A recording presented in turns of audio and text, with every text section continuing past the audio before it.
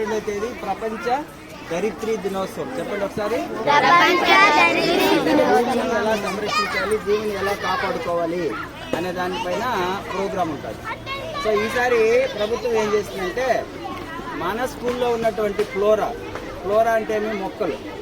So ఈ మొక్కల్ని అన్నిటిని మనము కౌంట్ చేయాలి. పడితే ఇవి ట్రీస్ ఎన్ని ఉన్నాయో కూడా కౌంట్ చేయాలి. దీనంతా మనం ఒక గూగుల్ షీట్లో అంటే మన ఓల్డ్లో పెట్టాలి. ఓల్డ్లో టైప్ చేసి పెట్టుకోవాలి. నెక్స్ట్ థింగ్ అంటే మీ వర్క్ ఇదంతా. నెక్స్ట్ ఏమంటే మీరు గ్రూప్స్గా డివైడ్ అయిపోతారు. ప్లాంట్స్ కొంతమంది కౌంట్ చేస్తారు, ట్రీస్కి కొంతమంది కౌంట్ చేస్తారు. మొత్తం ఎన్ని ఉన్నాయి. తర్వాత వాటి పేర్లు తెలుసుకోవాలి. వాటి నేమ్ తెలుసుకోవడం కోసం మనకు ఒకవేళ నేమ్ తెలియలేదు అనుకోండి, మన గూగుల్లో లెన్స్ అనే యాప్ ఉంటుంది. గూగుల్ లెన్స్ మీకు కంప్యూటర్కి వచ్చే వాళ్ళకి నేర్పించిన దాని ద్వారా మనం ఐడెంటిఫై చేయొచ్చు. ఓకేనా? అలాగే ఐడెంటిఫై చేసిన తర్వాత దాని గురించి, దాని పేరేంటి, దాని సైంటిఫిక్ నేమ్ ఏంటి, తర్వాత దాన్ని మామూలుగా ఏం పిలుస్తారు, వర్నాక్యులర్ నేమ్ అంటారు, అంటే మన ఊర్లో వాడుక భాషలో ఏమని పిలుస్తారు, తర్వాత దానికి యూజెస్ ఏంటి, ఉపయోగాలు ఏంటి, ఇవన్నీ మనం గూగుల్ సెర్చ్లో కొడితే మనం మీరు కష్టపడాల్సిన అవసరం లేదు.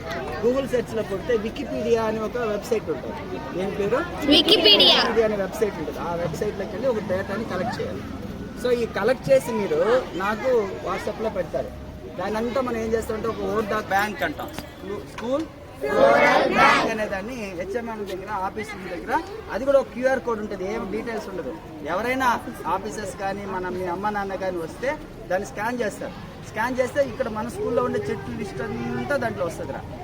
రెండో అంశం, ప్రతి చెట్టుకి మనం ఏం పెట్టాలనుకున్నాం ఇప్పుడు, క్యూఆర్ కోడ్తో బోర్డు పెట్టాలి. సో అలా పెడితే ఎవరైనా కూడా దాన్ని స్కాన్ చేయొచ్చు. చెట్టు ఎన్నో ఏళ్ళు ఉంటుంది కదా, అంటే ట్రీ లేదా వృక్షము అంటాం. అంటే చాలా పెద్ద ట్రంక్ ఉంటుంది.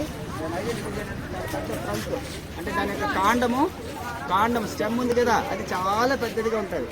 చాలా ఉంటాం. అక్కడ ఉండేది కూడా ట్రీనే, అక్కడ ఉండేటివన్నీ కూడా ట్రీస్.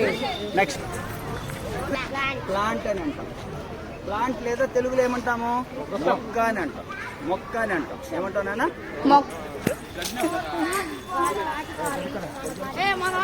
అంటే పొద అంటాము, లేదంటే ష్రబ్ అంటాం.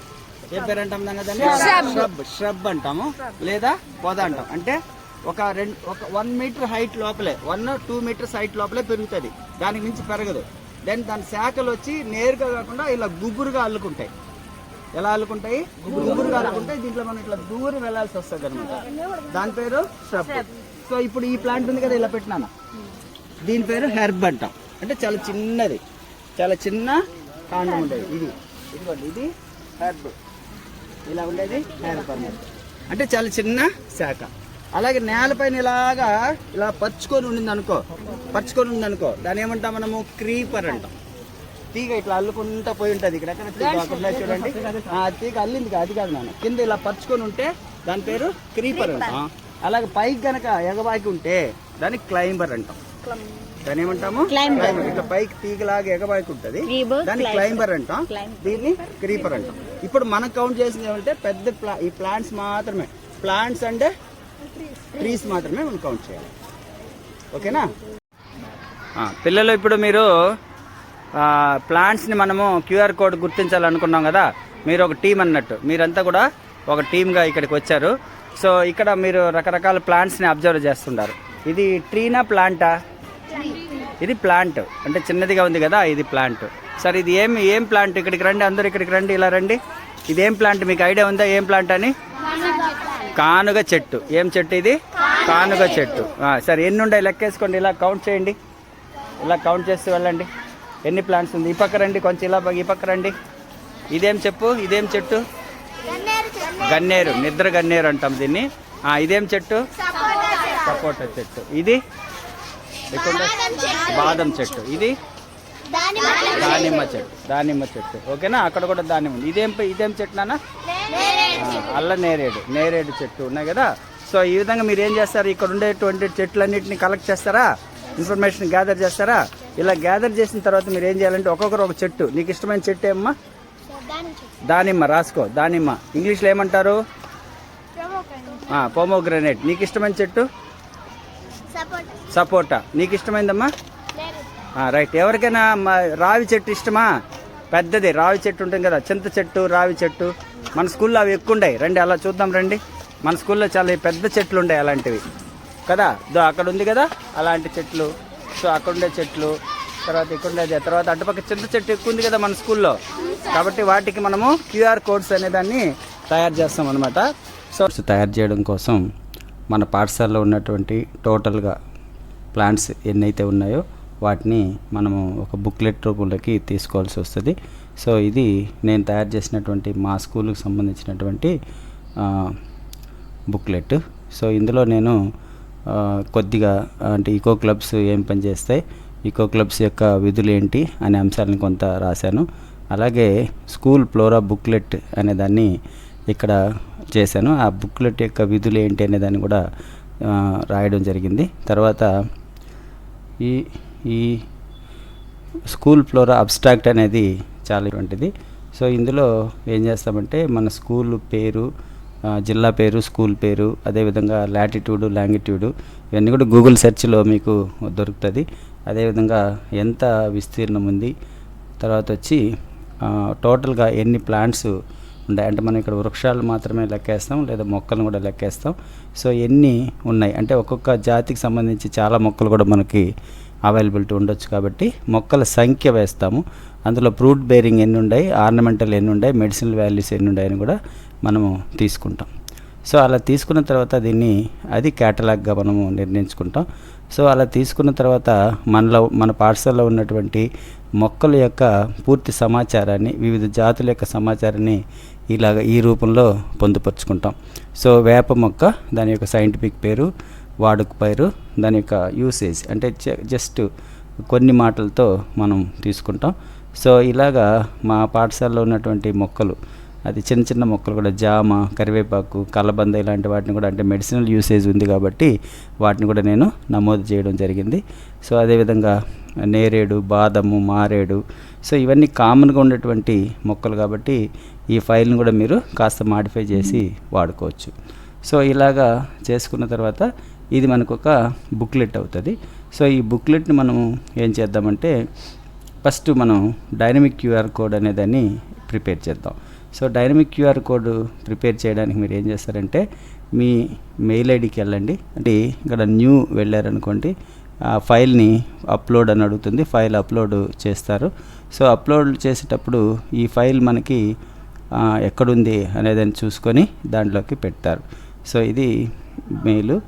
సో దీన్ని నేను ఇప్పుడు ఓపెన్ చేశాను. ఓపెన్ చేస్తే ఇక్కడ కింద ఈ ప్లేస్లో అప్లోడ్ అవుతుంది చూడండి. సో సేమ్ ఇదేలాగా మీరు మొబైల్లో కూడా చేసుకోవచ్చు. మొబైల్లో కూడా ఇంకా చాలా సులభం అవుతుంది. సో అలా చేసుకున్న తర్వాత ఇక్కడ రీసెంట్కి వెళ్తారు. రీసెంట్కి వెళ్తే ఆ ఫైల్ ఇక్కడ ఓపెన్ అవుతుంది.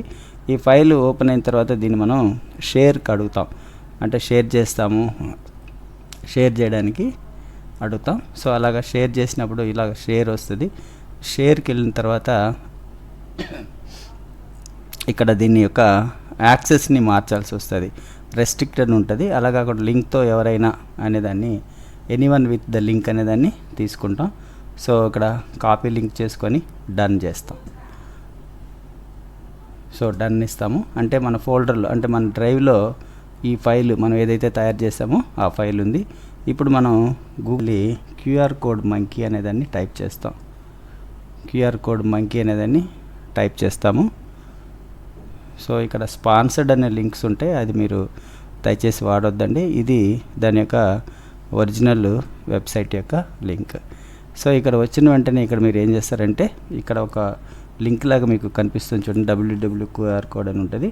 సో దాన్ని మీరు డిలీట్ చేసి ఎక్కడైతే మనం అక్కడ కాపీ చేసామో ఆ లింక్ని ఇక్కడ పేస్ట్ చేయండి. ఇదిగోండి, అది మన డ్రైవ్లో నుంచి తీసుకొచ్చినటువంటి లింక్.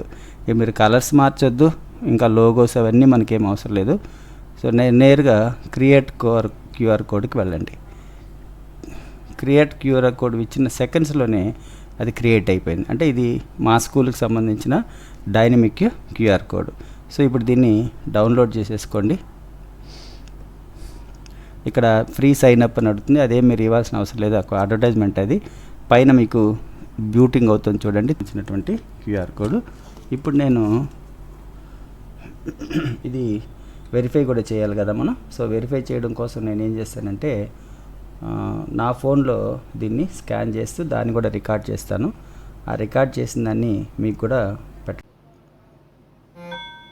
స్కాన్ చేసిన వెంటనే ఇలా చూడండి, ఇక్కడ గూగుల్ డ్రైవ్ లింక్ అనేది వచ్చింది. సో దాన్ని ఓపెన్ ఇన్ బ్రౌజర్కి ఇస్తాను. ఫోన్లో చేసుకోవడమే ఇక్కడ చాలా సులభం. ఇది ఇక్కడ చూడండి, అక్కడ మనం తయారు చేసిన ఫైల్ అంతా కూడా ఈ క్యూఆర్ కోడ్లో వచ్చేసింది. సో ఇలాగ మనము సులభంగా దీన్ని తయారు చేసుకోవచ్చు. నెక్స్ట్ ఓపెన్ చేసుకోండి. గూగుల్ ఓపెన్ చేసుకొని మీ దగ్గర అల్ల నేరేడు చెట్టు ఉంది అనుకుందాం. సో అంటే నేరేడు చెట్టు ఉంది, జామున్ అని టైప్ చేయండి. సో జామున్ ప్లాంట్ మీకు ఓపెన్ అవుతుంది. సో కొద్దిగా కిందికి స్క్రోల్ చేస్తే ఇది కూడా ఫోన్లో చాలా చక్కగా వస్తుంది. ఇక్కడ వికీపీడియాలో సిజియం క్యూమిని అనే సైంటిఫిక్ నేమ్తో దాని గురించి అంతా కూడా టోటల్గా మనకి డీటెయిల్గా ఉంటుంది. అంటే ఎవరైనా స్కాన్ చేసి చూసినప్పుడు వాళ్ళకి మొత్తము సమాచారము ఇందులో ఉంటుంది. సో ఇక్కడ పైన టాప్లో ఇక్కడ చూడండి, ఈ టాప్లో సో దాని యొక్క లింక్ ఉంటుంది. సో ఇలాగా లింక్ని పెట్టుకొని కాపీ చేసుకుంటారు. సేమ్ ఫోన్లో కూడా చూద్దాము.